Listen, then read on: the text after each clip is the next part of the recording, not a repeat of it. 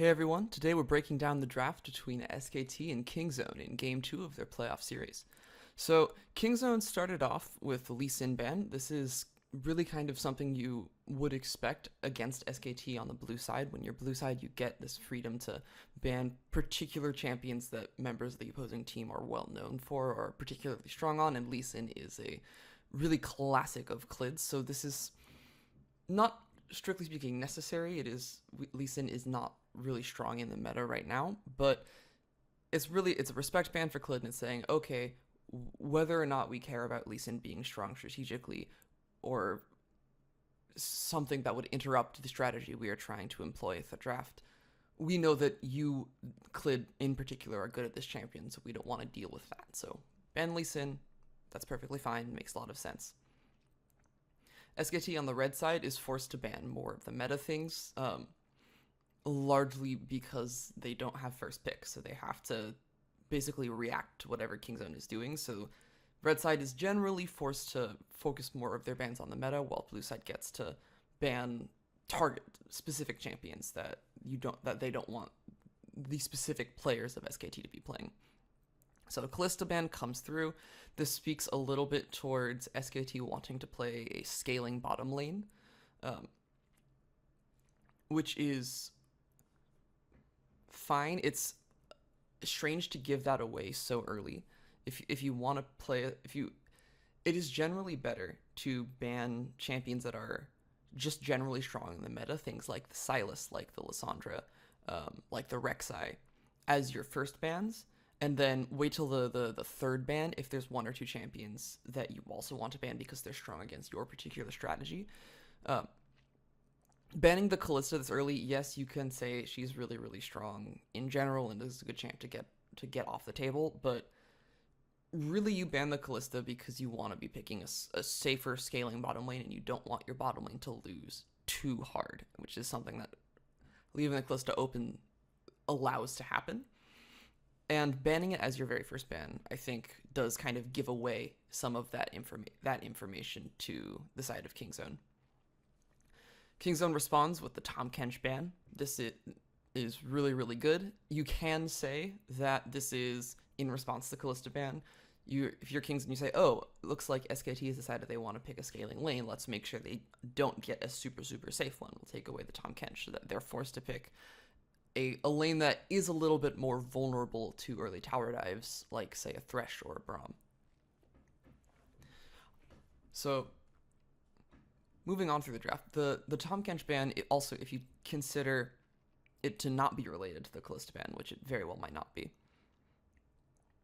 it does also communicate to SKT that Kingzone is looking to play a little bit more aggressively through bottom side. They're looking to play really more aggressively throughout the map, specifically on champions that are trying to target down a single player. So looking towards things like the Nocturne, things like the Ornn even, or a Kali, any of these assassins that really want to hard tunnel onto a single enemy or onto one or two enemies, that the Tahm Kench really, really shuts down. You could consider Zoe to be on that list. Syndra is very high on that list as well. So if you're SKT seeing Kingzone ban away Tahm Kench, you're saying, okay, maybe Kingzone is looking to do this sort of strategy. It can also communicate that Kingzone is looking to 1-3-1 with their team composition. Tahm Kench is also really, really strong into specifically a 1-3-1 setup. So if Kingzone were looking for something like an early Jace pick, or for a Riven or a Fiora or a Jax or some sort of hard split push style, maybe that's communicated to you by the fact that they selected to ban the Tahm Kench, who can be very strong into those matchups. SKT are going to follow that up eventually with the Rek'Sai ban. So this is, now we're back to, yeah, okay, we're red side. There are certain champions that we are just really, really strong that we can't let them first pick, and Rek'Sai is very high on that list. So no surprise seeing a Rek'Sai ban here. Doesn't really communicate much. You could argue it communicates that they want to play a little more of a defensive jungler, or a jungler that has more utility. But if you give away the Rek'Sai, you're going to end up in a losing jungle matchup anyway, so getting rid of it is almost a necessity. Kingzone takes their final ban, and it will be the Jace. I really don't like this. I think Jace on blue side is a lot stronger than Jace on red side, and if you are on the blue side, you're probably really happy actually to see your opponent take a Jace in the first rotation. This is largely because a lot of the strength in Jace comes from the fact that he is a really, really safe blind pick top lane. He's one of the few champions that you can blind pick into the top lane and still win and still be fine and still do fairly well. So if you're Kingzone and you don't ban Jace, you can first pick the Jace, and then you have this nice top lane. You no longer have to deal with the red side top lane counter pick, which is a really big issue in a lot of games, and it's a really solid option. Meanwhile, if you don't want the Jace and Kingzone and SKT takes the Jace, you say, okay, cool, you don't really get top lane counter pick anymore. You've given that up. We get an extra ban because we didn't ban Jace, so we get to ban Sylas or something else. And we can pick whatever we want, right? So banning the Jace here is a little bit weird, especially since they also banned the Tahm Kench, who is really, really strong into the Jace. So by banning the Tahm Kench, you would assume that Kingzone wanted to take the Jace for themselves with the blue side. Very strange to me. I don't quite understand. You can argue Kingzone wants a winning top side, which is strange because they can't guarantee that anyway because they're blue side. So banning Jace's blue side it doesn't make any sense. SKT's final ban is going to be Galio. So looking towards the Kingzone bans, you see there's a Tahm Kench ban, which does imply, okay, 1-3-1. Galio is a very popular first pickable champion. He is incredibly strong in the meta right now. And if the Tahm Kench is banned and the Galio is picked on the side of Kingzone, then that pretty much immediately gives them significantly stronger 1-3-1 than anything SKT can really do, outside of getting a really, really powerful top lane counter pick to make sure that 1v1 is hard won on the side of SKT. But that's very difficult to do with the meta in its current state. So the Galio ban does make a lot of sense. However, looking at the bans, I'm really concerned that the Sylas was not banned by either team. It is normally banned on the red side because blue side gets the first pick, and it is kind of so much powerful than anything that you would be giving up in response. The only explanation I can think of from the side of SKT choosing to not ban Sylas is they have some knowledge through scrims or somewhere else that Kingzone isn't interested in picking it. They've maybe done the research and seen that they haven't had any success on it in the regular season or in their other playoff games. I'm not sure. Maybe they've been scrimming before and seen that Kingzone has repeatedly let Sylas through champion select. Either way, against an unknown opponent, I think leaving Sylas open as red side is a terrible mistake. But apparently Kingzone were just not interested in picking it. They do elect to select the Rise instead. So, side note, if you're Kingzone and you're not going to pick the Sylas, you need to be banning it, basically. If you're not going to pick Sylas, what are you doing with your life? But you need to be banning Sylas. He's way too strong. Anyway, Kingzone are going to first pick the Rise, one of the more powerful flex pick champions in the meta right now. Really solid first pick. He is a flex pick, which means that if you pick another flex pick as in your final rotation, you can try and alleviate some of that red side top lane counter pick pressure that the red side does kind of get. So really solid first pick. It's not Sylas, but it's up there. Has a lot of pressure. It's a lot of scaling. Really, really strong choice. SKT is going to reply with Sylas J4. So Sylas, yay, great. Sylas, overpowered, woohoo. There's honestly not much to say about it. The champion is bonkers. He never loses lane to pretty much anything. Is incredibly safe. Does incredible damage. Scales very, very well with his ultimate. The champ is just too strong. Nerf, please. Also locking in the J4. So with Rek'Sai off the table, J4 is kind of the jungler that's left, right? They're like the two primary junglers, especially also with the Lee Sin gone. But I to some extent take offense with selecting a J4 this early. You could argue that it obfuscates your draft because J4 does slot so well into everything. So with these first two champion selections, Kingzone has no idea what SKT is doing. They've really kind of just picked two really generically strong champions that SKT could then go with any direction they want. We have an idea that they want to do something scaling in the bottom lane because they have banned the Callista as their first ban. But outside of that, we're already 3 bans and 2 picks in, and Kingzone has really no idea what SKT is doing. The downside of picking the J4 early is that there are quite a few junglers who are very, very strong into him. We've seen the Hecarim can be incredibly effective against the J4. We know Kindred is very, very strong into the Jarvan matchup. And there are a lot of ways that a J4 can be really, really shut down.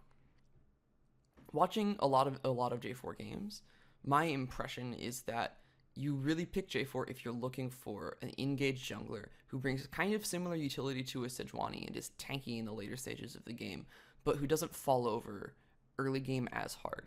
And so having the Rek'Sai gone does really help with that, because part of the weakness of J4 right now is that he kind of does fall over early in a similar way to Sejuani when you have such powerful junglers as the Rek'Sai dominating the jungle early game. So if I'm seeing these two champions specifically out of SKT, I would be looking towards the Kindred, really shuts down the Jarvan. I would be looking towards getting a powerful, aggressive bottom lane, because we know that SKT is looking to play probably a more scaling lane. So moving into Kingstone's side draft, I would really be looking for a Lucian Braum, or a Lucian plus Thresh, or Lucian plus a powerful support who has good engage, good pick, and can stomp lane. You want a powerful laning support with a Lucian, or you want something that can hard win the bottom lane. So we do see the Lucian coming through, which is, I think, really solid. You already have this scaling in the Rise. Lucian ultimate is not particularly good coming off of a Sylas. So Lucian seems like a really obvious pick here. It's really, really strong. And this is where I would want to see the Braum come in. Black flash there. And instead they are going to lock in the Camille. This is a very strange pick to me. Camille hasn't really been seen much at all since the nerfs to her jungle clear. And a large chunk of the reason that is that because her clear is so much worse, she is now very dependent on getting off early ganks and pushing her laners ahead or getting early kills through those ganks. And while Jarvan is not necessarily the early game jungler that can shut her down effectively, not the same way that a Rek'Sai could, but it is, as long as you are able to play defensively in your lane, something that a Sylas is really easy, it has a really easy time doing. It's very, very difficult to actually kill a Sylas in lane, especially if he finds his way into the mid lane.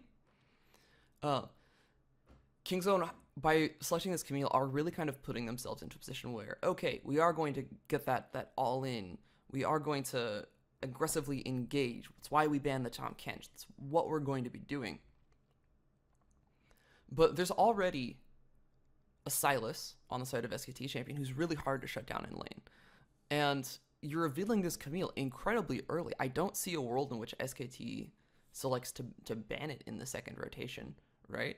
And picking the Camille this early really kind of it gives the game up, right? You're saying, okay, this is what we're doing. This is our strategy. We are going to 1-3-1 with this Rise and use the very high long range engage that is present on the Camille to shut down any attempts at a play and to make picks and catch you in rotation, right?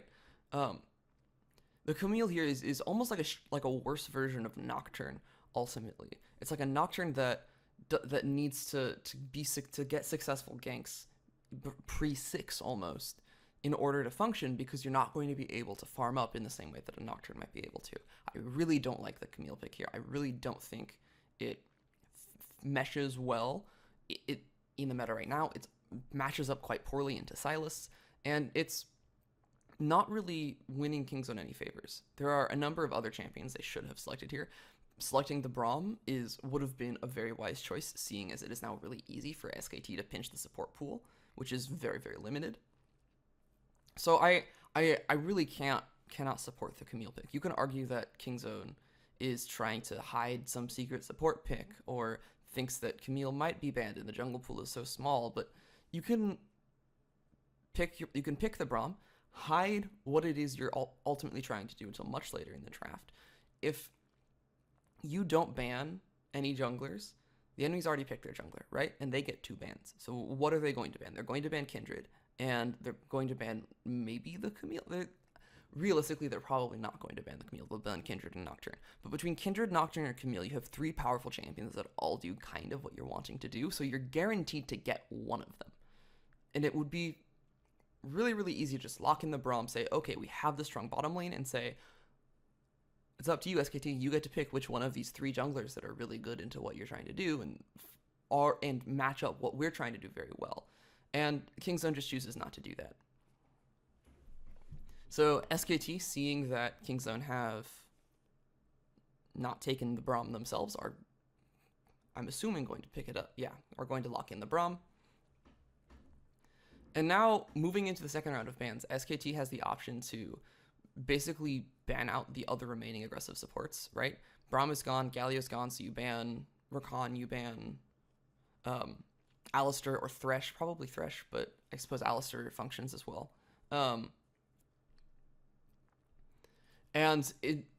allows you then to pick your scaling bottom lane without any fear. You get to pick your scaling bottom lane and say, okay, yes, you have Lucian, but all of the supports that you could have selected that would have allowed you to shut down our bottom lane are not available to you.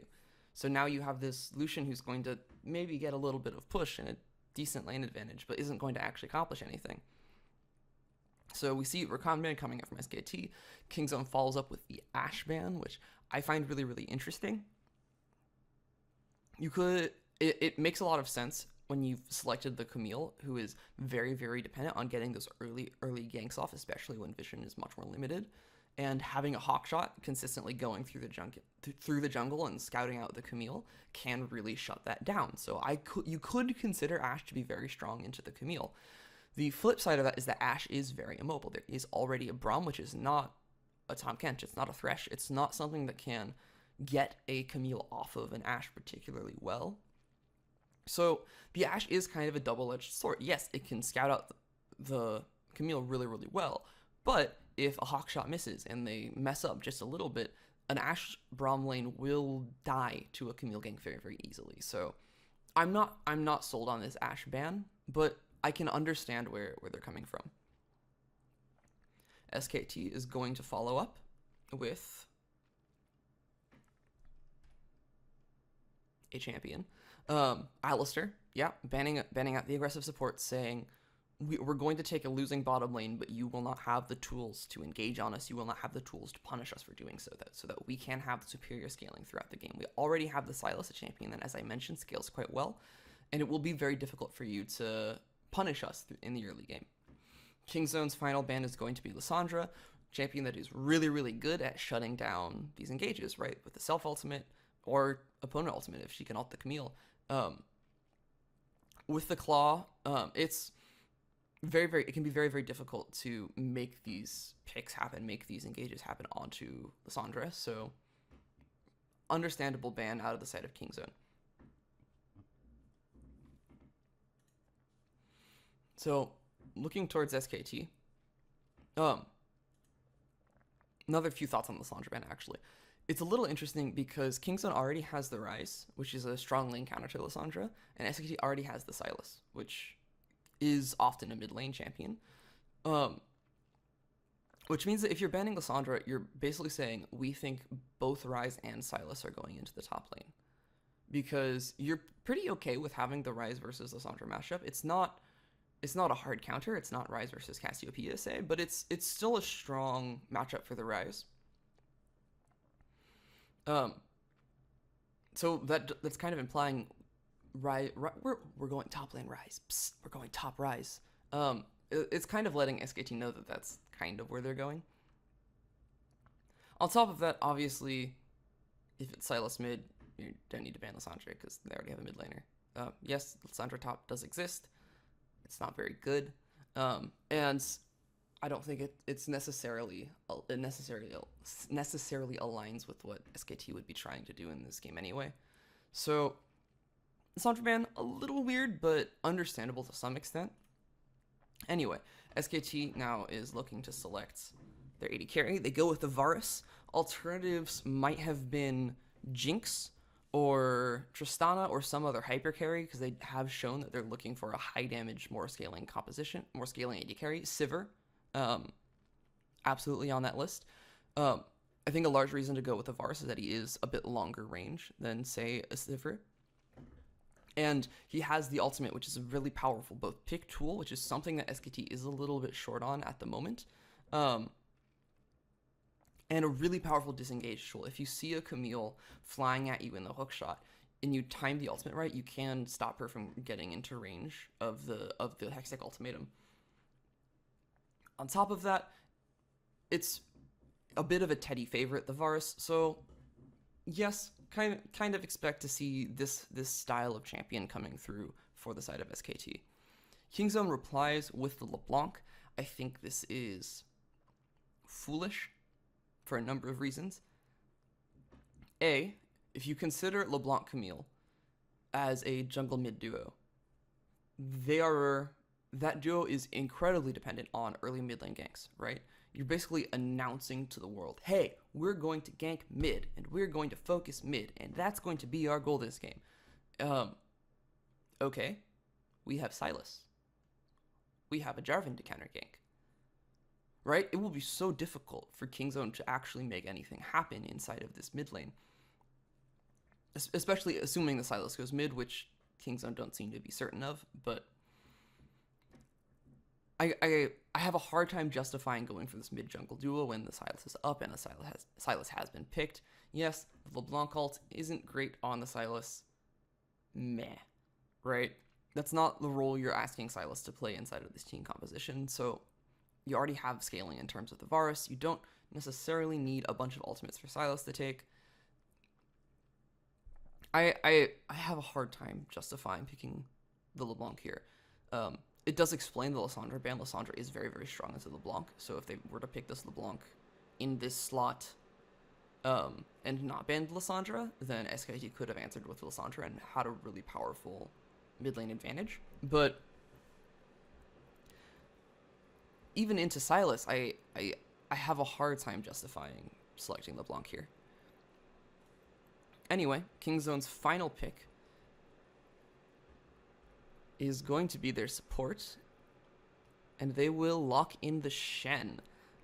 So, a few things. A, Thresh is up. Very powerful laning support. Synergizes well with Lucian. Really should be the champ you're going for the side of Kingzone. The logic behind picking a Shen here is that, okay, we are not going to try and win through bottom lane. We think that you have that covered too well. So we are going to basically allow Lucian to be alone, almost 1v2 a lot of the time in that lane, and because he is so powerful in those early stages, he will get through that. And that will then free up Shen to roam around the map and try and get the rest of the map ahead, try and snowball the bottom lane advantage that you get naturally by having a Lucian into a Varus matchup into an advantage elsewhere on the map to try and make these Camille ganks a little bit more successful. It adds a lot of dive potential onto the Varus for Kingzone in later stage team fights with the Camille and the Shen combined. It's, in a lot of ways, a budget Galio, right? It's pretty much just a worse Galio in pretty much every situation. And by picking it, you're basically saying, okay, we don't care about bot lane. We're not actually going to focus bot lane, even though that's arguably what we should be doing since Sylas is so difficult to deal with and you get top lane counter pick. But who cares? We're not going to focus bot lane. We're picking Shen and we're going to focus elsewhere on the map. Kind of questionable. I get where you're coming from with that logic. Khan in particular has been fairly vulnerable on the side of SKT. He's known for, I don't know if he's known for, but I have known him to get caught out fairly easily. So I can understand that logic,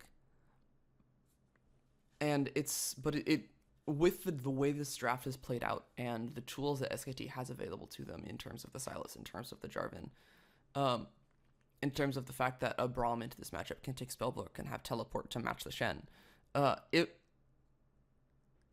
would be difficult for Kingzone to find much success, especially if SKT does get this powerful top lane counter pick. So SKT is going to make their final selection, and they're going to go for the Victor. So this is a Victor top. Victor into LeBlanc is kind of a very poor matchup, and you already have this really powerful advantage in the 2v2 because Sylas into LeBlanc and because how dependent the Camille is on getting those early ganks. If I am SKT looking at this last pick, what you're looking for in a top laner is someone who won't lose lane to Ryze, right? Preferably someone who will be advantaged, and someone who's really, really good at surviving all-in ganks, right? Because you're looking, mid lane is going to be very difficult for Kingzone to make much of anything happen because of the Sylas. Bottom lane, similar deal. You have a Shen support, so Kingzone is really going to be looking to make plays elsewhere on the map with the Shen ultimate. So that leaves top lane. So if you're looking for selecting a top laner here, you need to be going in with the mindset that, okay, this is the position that is likely to be the most heavily targeted on the side of Kingzone. We are already looking to outscale, so we want something that has some amount of scaling, but ultimately what we want is someone who will absorb that pressure. We want a champion who will not die when Ryze, Camille, and Shen all pile under the tower. So you could argue a top lane Lissandra in that situation would actually be very strong. It's banned. Good for Kingzone. Alternatives, the top lane Orianna is a very defensively minded pick. It is a bit weak into the Ryze though. You could argue that mid lane Morgana, who is really strong into LeBlanc and can very easily survive this 2v2, would be a really solid pick, and then you could send the Sylas top lane, and Sylas, again, very, very good at surviving, especially in these gank scenarios. The W is really, really strong for tower dive situations. So there are alternatives to selecting the Victor here. Yes, they cost you a little bit in terms of scaling. You will not have this hard outscale necessarily. But selecting Victor here does kind of open up opportunities for Kingzone that you didn't necessarily have to open up. You already have a bit of an advantage because of how weak LeBlanc Camille are if they don't get ahead, and you have the Sylas that was really going to shut that down. So picking a more defensively minded top laner here, I think would have really been the intelligent call. They do opt for the Victor because they want to have the hard scaling, and to be fair, that does allow them a little bit more wiggle room because they have they now have ultimately 3 scaling lanes between Victor, Sylas, and Varus. So SKT can now afford to have Khan die multiple times to top lane tower dives or what have you, and still be able to outscale no matter what. SKT is arguably picking for themselves rather than picking to shut down what Kingzone is trying to do, which in a situation like the one we're seeing with Kingzone's comp so linear is not necessarily ideal. However, you are allowing yourself more opportunities and more room for error by picking this more scaling composition. Yes, Khan has to play very, very well to be safe in the top lane. But on the flip side of that, it's kind of okay if he isn't safe in the top lane, because you now have this extra scaling on your team comp, and Sylas and Varus, while they are scaling champions, can still make a lot happen elsewhere on the map. So overall, solid draft from SKT. I think they clearly had some sort of information that Kingzone wouldn't pick Sylas, which is why they didn't ban it, and I think they could have picked a more defensively minded top laner. On the side of Kingzone, I really don't like the early Camille pick, and I really don't like picking LeBlanc